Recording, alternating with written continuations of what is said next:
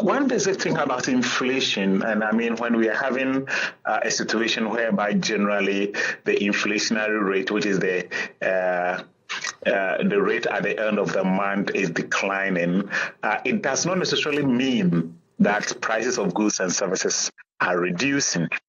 Now, why do I say this? The inflation rate that Ghana uses is what we call as the month-on-month inflation rate. When I say month-on-month, we calculate for 2025, for example. So the current rate is the inflation rate for, I think if it is August, I'm sure it's August because September is ending.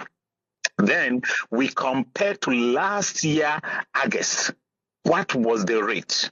So that is the month on month. So if last year, August, we found that maybe inflation was, let's say, about 20%. But this year, August, we find that the inflation rate is about, the CPI. So basically, that is the CPI, the Consumer Price Index. So it is out of the Consumer Price Index that we get.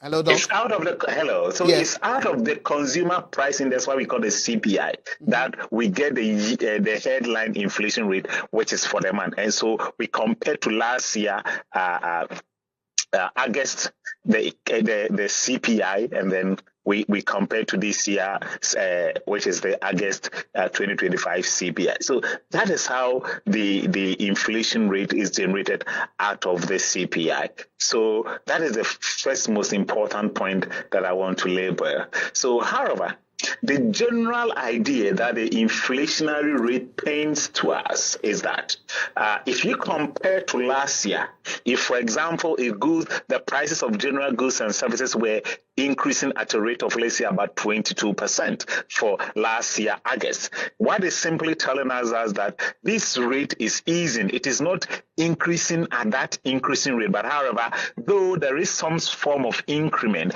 but it is increasing as what we call as a decreasing rate compared to last year, August inflationary rate.